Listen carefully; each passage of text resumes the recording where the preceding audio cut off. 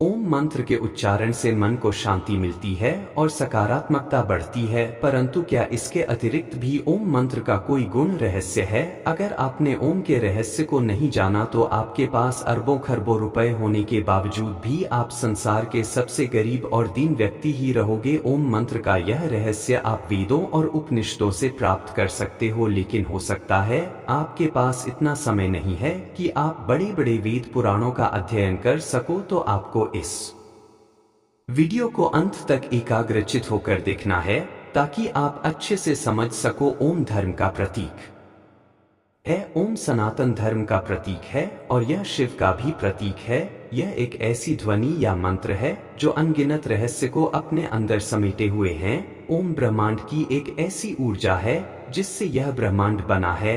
बहुत सारे देशों में अलग अलग जगह पर रिसर्च चल रहा है कि ओम की ध्वनि का हमारे शरीर पर क्या असर पड़ता है। इस रिसर्च में जब अलग अलग ध्वनि को ऊंची आवाज में बजाया जाता है तो हर ध्वनि का असर शांत पड़े पानी पर अलग अलग पड़ता नजर आता है, लेकिन ओम की ध्वनि का असर पानी पर सबसे अलग पड़ता है। रिसर्च करने वाले खुद हैरान थे कि ओम की ध्वनि के बजने पर पानी पर ऐसी आकृति बनती है जैसे कि सनातन धर्म में बताए गए श्री यंत्र की आकृति होती है।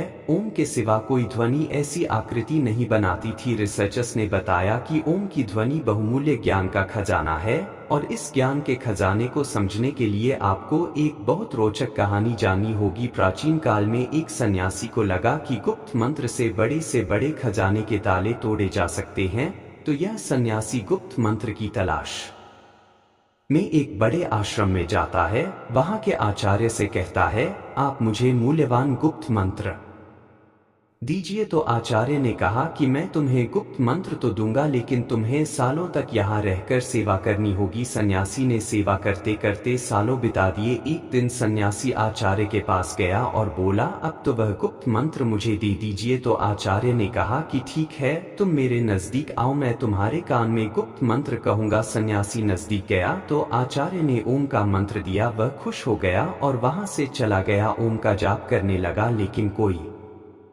धन की प्राप्ति नहीं हुई। तो उसे संदेह हुआ कि आचार्य ने उसके साथ धोखा किया है। जब वह बाहर निकला तो देखा कि एक माँ अपने ओम नाम के बेटे को बुला रही थी, ओम बेटे यहाँ आओ। तो सन्यासी चौंक गया, क्योंकि यहाँ तो किसी के बेटे का नाम ही ओम था। जब वह और आगे गया तो कुछ ब्राह्मणों को देखा जो हरि ओम बोल रहे थे। उसने अनुमान लगाया कि यहाँ हर जगह ओम बोला जा रहा है। सन्यासी और आगे रास्ते में बढ़ा तो कुछ विद्यार्थियों को ओम शांति शांति बोलते हुए सुना। तो सन्यासी कहने लगा, कहीं वाक्य के आगे ओम बोला जा रहा है तो कहीं वाक्य के पीछे ओम बोला जा रहा है। इस मंत्र को तो सभी जानते हैं, तो फिर यह मंत्र कैसे गुप्त मंत्र हो सकता है? निश्चित ही मेरे साथ धोखा हुआ है। वह अपने आचार्य के पास गया और कहने लगा, आचार्य आपने मुझे यह कैसा मंत्र दिया है? इसे तो हर कोई जानता है, तो फिर यह कैसे गुप्त मंत्र हो सकता है?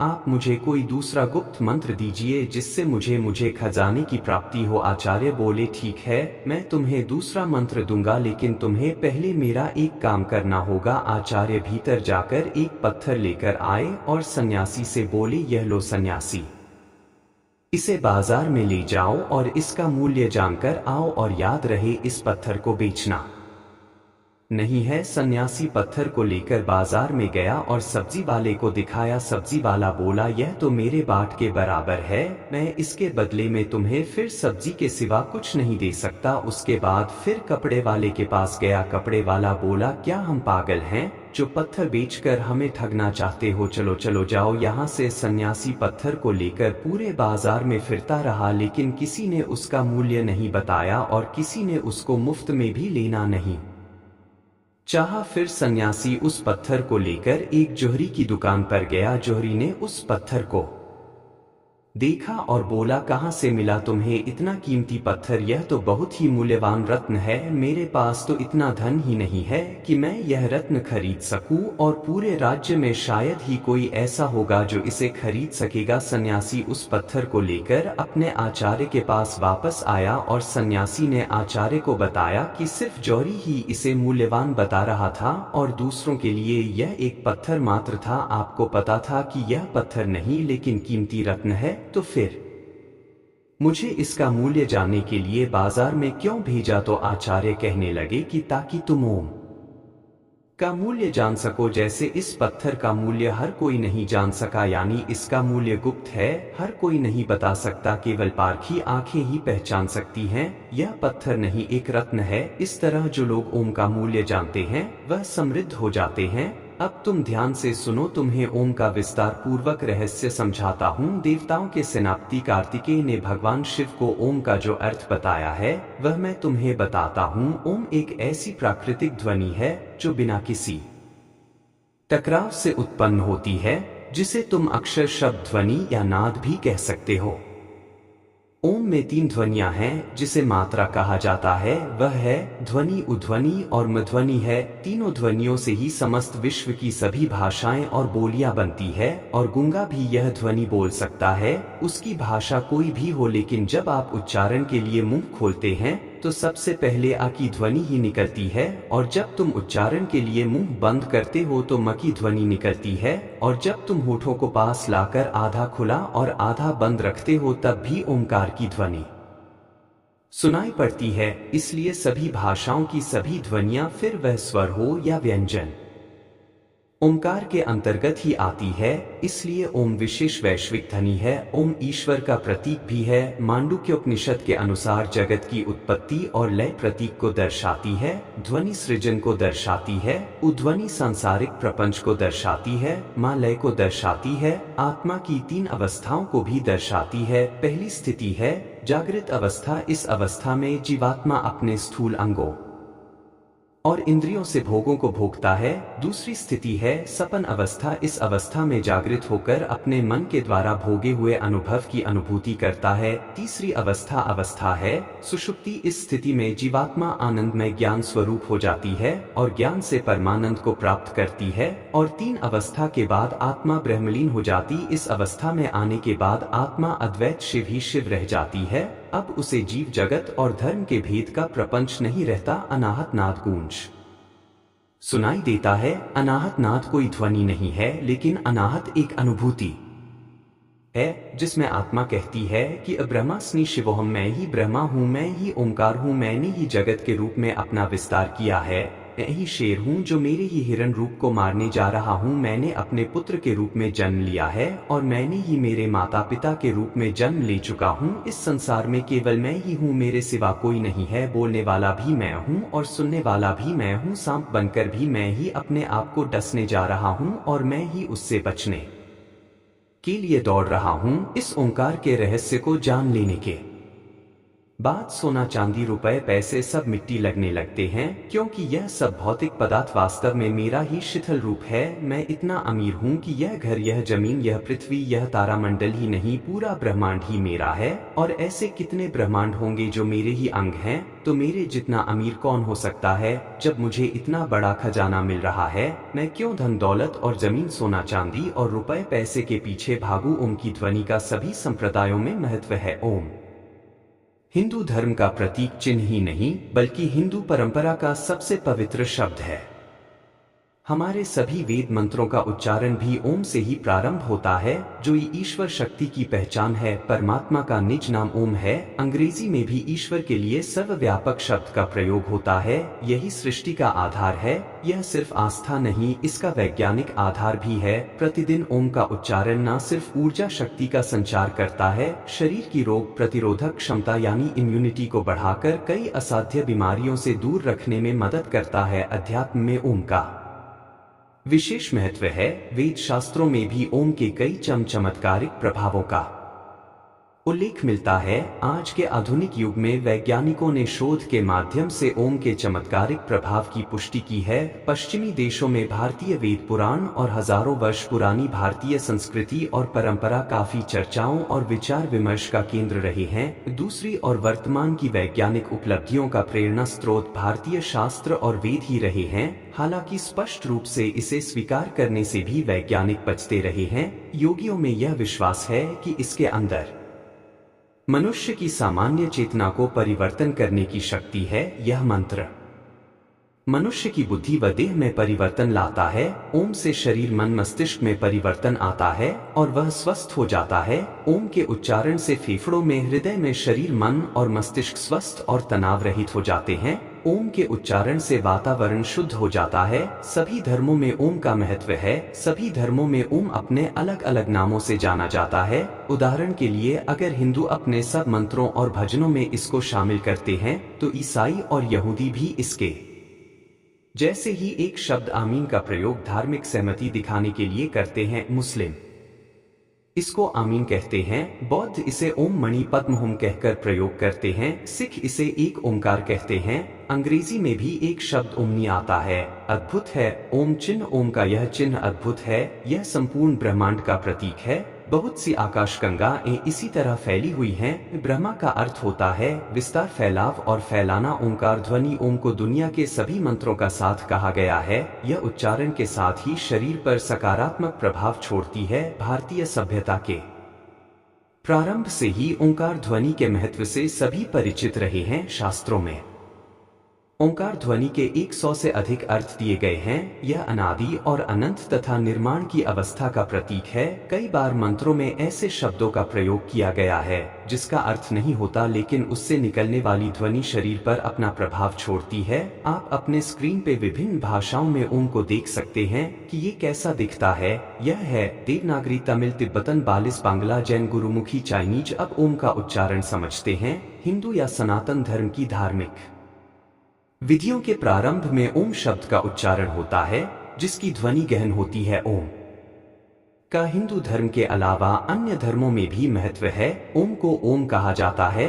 उसमें भी बोलते वक्त ओ पर ज्यादा जोर होता है। इसे प्रणव मंत्र भी कहते हैं। प्राचीन भारतीय धर्म विश्वास के अनुसार ब्रह्मांड के सृजन के पहले प्रणव मंत्र का उच्चारण हुआ था। इस मंत्र का प्रारंभ है, अंत नहीं। इसके अनेकों चमत्कार हैं।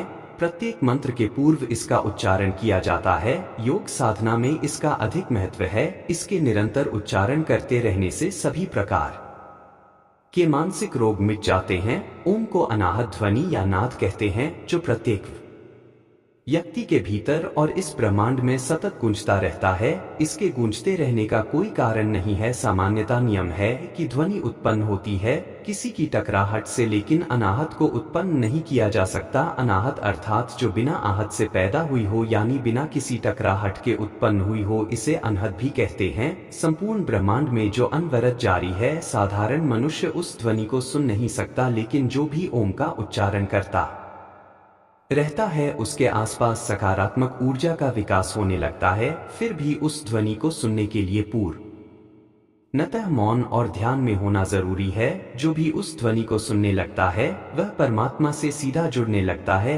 परमात्मा से जुड़ने का साधारण तरीका है ओम का उच्चारण करते रहना। ओम का संपूर्ण लाभ लेने के लिए क्या करें? प्रातः उठकर ओंकार ध्वनि का उच्चारण करें। इससे शरीर और मन को एकाग्र करने में मदद मिलेगी। दिल की धड़कन और रक्त संचार व्यवस्थित होगा। ओम के साथ नमो शब्द के जुड़ने से मन और मस्तिष्क में नम्रता का भाव पैदा होता है। इससे सकारात्मक ऊर्जा तेजी से प्रवाहित होती है। ओम गम गणपत नमः का उच्चारण विशेष रूप से शरीर और मन पर नियंत्रण रखने में सहायक होता है। ओम का भाषा अर्थ त्रिदेव और त्रिलोक्य का प्रतीक। ओम शब्द 3 ध्वनियों से बना है। इन तीनों ध्वनियों का अर्थ उपनिषद में भी आता है।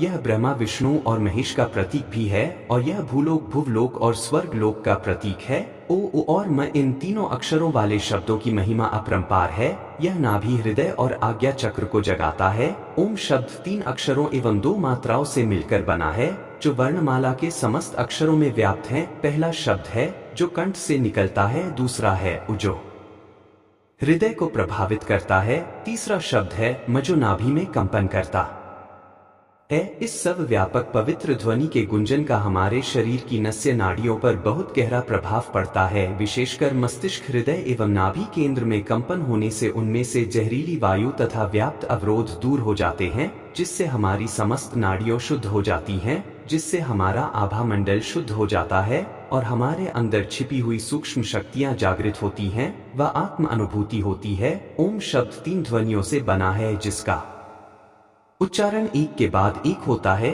ओम तीनों ध्वनियों का अर्थ उपनिषद में भी आता है, जिसके अनुसार साधक या योगी इसका उच्चारण ध्यान करके पहले व बाद में करता है। ओम उसे प्रारंभ होता है जो चेतना के पहले स्तर को दिखाता है। चेतना के इस स्तर में इंद्रियां बहिर्मुखी हैं, जिसका अर्थ है इससे ध्यान बाहरी विश्व की ओर जाता है। चेतना के इस अभ्यास व सही उच्चारण से मनुष्य को शरीर व मानसिक लाभ मिलता है। आगे उ की ध्वनि आती है, जहाँ पर साधक चेतना के दूसरे स्तर में जाता है, इसे तेजस भी कहते हैं। इस स्तर में साधक अंतर्मुखी हो जाता है और वह पूर्व कर्मों व वर्तमान आशा के बारे में सोचता है। इस स्तर पर अभ्यास करने पर जीवन की गुत्थियां सुलझ हैं व उसे आत्मज्ञान होने लगता है। वह जीवन को माया से अलग समझने लगता है। हृदय मन मस्तिष्क शांत हो जाता है। आखिर में आती है माँ ध्वनि। माँ ध्वनि के उच्चारण से चेतना के तृतीय स्तर का ज्ञान होता है, जिसे प्रज्ञा भी कहते हैं। इस स्तर में साधक सपनों से आगे निकल जाता है। वह चेतना शक्ति को देखता है। साधक स्वयं को संसार का एक भाग समझता है और इस अनंत शक्ति स्रोत से शक्ति लेता है। इसके द्वारा साक्षात्कार के मार्ग में भी जा सकते हैं। इससे साधक के शरीर मन मस्तिष्क के अंदर आश्चर्यजनक परिवर्तन आता है।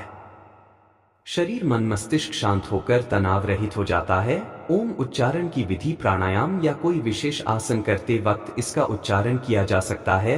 केवल प्रणव साधना के लिए ओम का उच्चारण पद्मासन, अर्ध पद्मासन, सुखासन, वज्रासन में बैठकर कर सकते हैं। साधक बैठने में असमर्थ हो तो लेटकर भी इसका उच्चारण कर सकता है। इसका उच्चारण 5 से 10 या 21 बार अपनी सुविधा अनुसार कर सकते हैं। ओम उच्चारण से लाभ संसार की समस्त ध्वनियों से अधिक शक्तिशाली, मोहक, दिव्य और सर्वश्रेष्ठ आनंद से युक्त नाद ब्रह्मा के स्वर से सभी प्रकार के रोग और शोक मिट जाते हैं। इससे हमारे शरीर की ऊर्जा संतुलन में आ जाती है। इसके संतुलन में आने पर मन शांत हो जाता है। दिल की धड़कन और रक्त संचार व्यवस्थित होती हैं।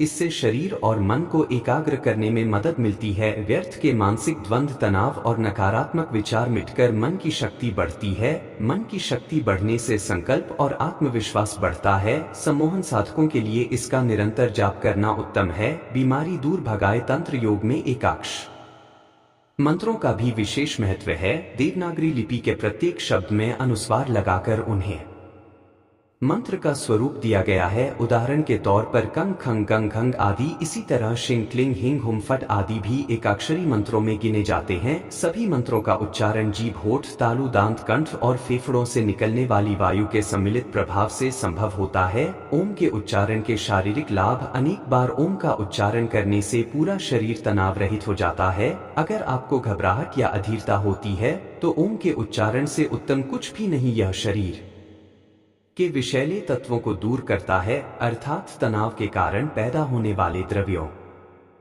पर नियंत्रण रखता है। यह हृदय और खून के प्रवाह को संतुलित रखता है। इससे पाचन शक्ति तेज होती है। इससे शरीर में फिर से युवा अवस्था वाली स्फूर्ति का संचार होता है। थकान से बचने के लिए इससे उत्तम उपाय और कुछ नहीं। ओम के उच्चारण से मानसिक लाभ, जीवन जीने की शक्ति और दुनिया की चुनौतियों का सामना करने का अपूर्व साहस मिलता है। इसे करने वाले निराश और गुस्से को जानते ही नहीं। प्रकृति के साथ बेहतर तालमेल और नियंत्रण होता है। परिस्थितियों को पहले ही भापे की शक्ति उत्पन्न होती है। आपके उत्तम व्यवहार से दूसरों के साथ संबंध उत्तम होते हैं। शत्रु भी मित्र हो जाते हैं। जीवन जीने का उद्देश्य पता चलता है, जो कि अधिकांश लोगों से ओझल रहता है। जीवन में फिर किसी बात का डर नहीं रहता। इसे करने वाला व्यक्ति जोश के साथ जीवन बिताता है और मृत्यु को भी ईश्वर की व्यवस्था समझकर हंसकर स्वीकार करता है। ओम का वैज्ञानिक महत्व। आइंस्टाइन यही कहकर गए हैं कि ब्रह्मांड फैल रहा है। आइंस्टाइन से पहले भगवान महावीर ने कहा था। महावीर से पहले वेदों में इसका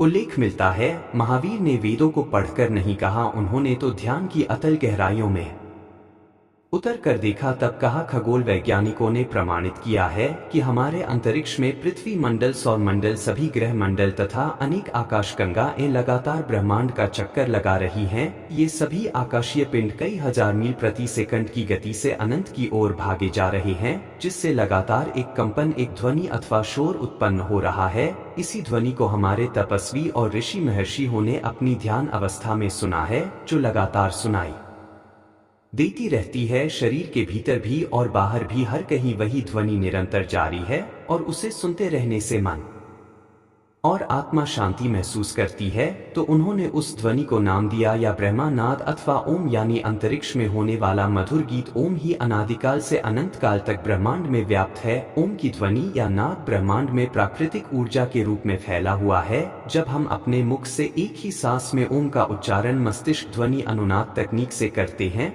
तो मानव शरीर को अनेक लाभ होते हैं। मैं इतना समर्थ नहीं हूँ कि ओम का संपूर्ण रहस्य समझा सकूं, फिर भी मैंने अपनी तरफ से पूरी कोशिश की है। अगर आपको इस वीडियो में कहीं भी कोई कमी या गलती दिखी हो तो उसके लिए मैं माफी मांगता हूं। फिलहाल इस वीडियो में इतना ही। मिलते हैं किसी नई वीडियो में। ऐसे ही और भी नए वीडियोस देखने के लिए इस चैनल को जरूर सब्सक्राइब करें। इस वीडियो में अपना कीमती समय देने के लिए आपका बहुत बहुत धन्यवाद।